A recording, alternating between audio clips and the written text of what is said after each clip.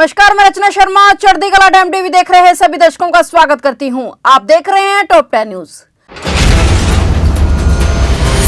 आज संसद के शीतकालीन सत्र के 17वें दिन सरकार ने लोकसभा में एक देश एक चुनाव विधेयक पेश किया। केंद्रीय कानून मंत्री अर्जुन राम मेघवाल ने इस विधेयक को पेश किया, जो 129वें संविधान संशोधन से संबंधित है। इस विधेयक को 12 दिसंबर को केंद्रीय कैबिनेट की मंजूरी मिल चुकी थी। लोकसभा में एक देश एक चुनाव विधेयक को मंजूरी मिल गई है और इसके लिए मतदान हुआ, जिसमें 269 वोट विधेयक के पक्ष में पड़े और 198 सांसदों ने इसका विरोध किया। बहुमत प्रस्ताव के पक्ष में है और इसके बाद कानून मंत्री अर्जुन राम मेघवाल ने बिल सदन में पेश कर दिया और वहीं बिल को विस्तृत चर्चा के लिए संयुक्त संसदीय समिति के पास भेजा गया है। भारत में महिलाओं, बच्चों और ट्रांसजेंडरों की सुरक्षा को लेकर गंभीर चिंता व्यक्त करते हुए सुप्रीम कोर्ट ने एक जनहित याचिका पर केंद्र सरकार से जवाब तलब किया। इस याचिका में महिलाओं और बच्चों के खिलाफ बढ़ती हिंसा को रोकने के लिए कुछ कड़े कदम उठाने का प्रस्ताव किया गया था। इसके अलावा याचिकाकर्ता ने बलात्कारियों को नपुंसक बनाने जैसी सजा की मांग की थी और साथ ही सार्वजनिक परिवहन में उचित सामाजिक व्यवहार बनाए रखने के लिए दिशा निर्देश जारी करने की भी बात कही थी। अदालत ने इस मामले पर कुछ महत्वपूर्ण बिंदुओं पर विचार किया, लेकिन बलात्कारियों को नपुंसक बनाने की सजा को अमानवीय और बर्बर बताते हुए उसे खारिज कर दिया।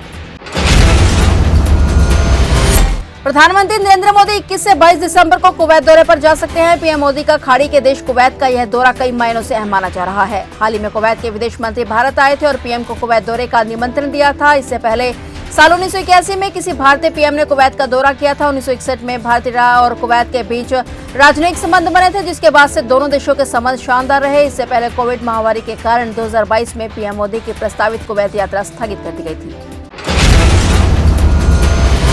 राष्ट्रीय सुरक्षा सलाहकार अजीत डोभाल बीजिंग की यात्रा पर जाएंगे। यह लगभग 5 वर्षों के अंतराल के बाद उनकी चीन की आधिकारिक यात्रा होगी। सूत्रों के मुताबिक इस दौरान वे सीमा मुद्दे पर विशेष प्रतिनिधि वार्ता में भारतीय प्रतिनिधिमंडल का नेतृत्व करेंगे। इससे पहले एसआर संवाद दिसंबर 2019 में नई दिल्ली में हुआ था। वार्ता के इस तरीके को शुरू करने का निर्णय 23 अक्टूबर को कजान में प्रधानमंत्री नरेंद्र मोदी और चीन के राष्ट्रपति शी जिनपिंग के बीच आयोजित बैठक में लिया गया था। एनएसए डोभाल कल 18 दिसंबर को बीजिंग में चीन भारत सीमा विवाद के विशेष प्रतिनिधियों की 23वीं बैठक करेंगे। मेरठ में बड़े उद्योगपति और भाजपा नेताओं के घर आयकर टीम ने छापेमारी की है। टीपी नगर थाना क्षेत्र में मेरठ आयकर विभाग की टीम विश्वकर्मा बिल्डर्स के यहां पहुंची। टीम ने विश्वकर्मा बिल्डर्स के तीनों पार्टनर कमल ठाकुर, प्रदीप गुप्ता और पिंकी और संजय जैन के यहां पर छापा मारा और टीम अभी भी कार्रवाई में जुटी है और वहीं आयकर विभाग की छापेमारी से शहर भर में हड़कंप मच गया। देहरादून के चमन विहार में कांग्रेस नेता और प्रॉपर्टी डीलर राजीव जैन के घर में ईडी ने छापा मारा। करीब 18 गाड़ियों में ईडी और सीआईएसएफ की टीम राजीव जैन के घर पर पहुंची और 4 बजे से राजीव जैन के घर पर ईडी की कार्रवाई चली और बताया जा रहा है कि कार्रवाई के दौरान करोड़ों की जमीन के दस्तावेज और कुछ नकदी भी बरामद हुई। राजीव जैन पूर्व सीएम हरीश रावत के करीबी रहे हैं। जानकारी के मुताबिक राजीव जैन पर करोड़ों के धन शोधन का मामला भी बन सकता है।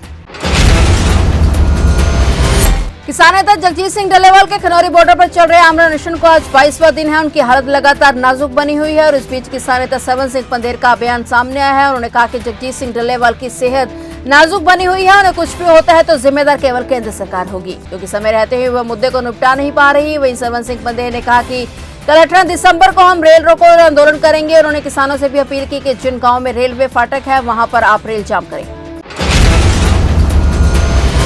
भाजपा के राष्ट्रीय किसान नेता सुखमेंद्र पाल सिंह ग्रेवाल 19 दिसंबर को किसान नेता जगजीत सिंह डल्लेवाल से मुलाकात करेंगे। उन्होंने किसान नेता जगजीत सिंह डल्लेवाल के बिगड़ते स्वास्थ्य पर गंभीर चिंता व्यक्त की, जो पिछले 21 दिनों से पंजाब की सीमाओं पर आमरण अनशन कर रहे हैं। और ग्रेवाल ने कहा कि अगर डल्लेवाल के साथ कोई अप्रिय घटना होती है तो इतिहास उन्हें कभी भी माफ नहीं करेगा। ग्रेवाल ने केंद्र सरकार से सभी किसान संगठनों, संयुक्त किसान मोर्चा से तत्काल चर्चा करने, पंजाब सीमा पर किसानों के संघर्ष पर दमन समाप्त करने, ग्रेटर नोएडा में जेल में बंद किसान नेताओं को रिहा करने की भी मांग की।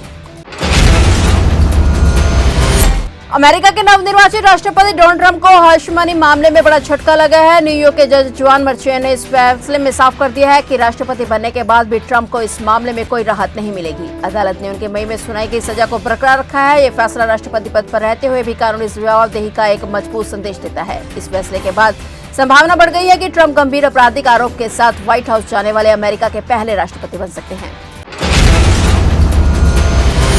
मुरादाबाद में दिल्ली हाईवे पाकबड़ा थाने के सामने बुलेरो ने सड़क किनारे खड़े पति पत्नी और उनके 2 मासूम बच्चों को बुरी तरह से कुचल दिया। चारों की मौके पर ही मौत हो गई। अनियंत्रित बुलेरो ट्रक से टकराकर दुर्घटनाग्रस्त हो गई और फुरकान 30 वर्षीय निवासी काशीपुर थाना गंज रामपुर अपनी पत्नी सीमा और 2 मासूम बच्चों के साथ सड़क किनारे खड़े थे और इसी दौरान तेज रफ्तार से आ रही बोलेरो ने अचानक उन्हें कुचल दिया। टक्कर मारते ही चारों हवा में उछलकर सड़क पर गिर पड़े। फिलहाल डॉक्टर न्यूज में इतना ही और नए समाचारों के साथ फिर से हाजिर होंगे। तब तक के लिए देखते रहिए चढ़ती कला टाइम टीवी।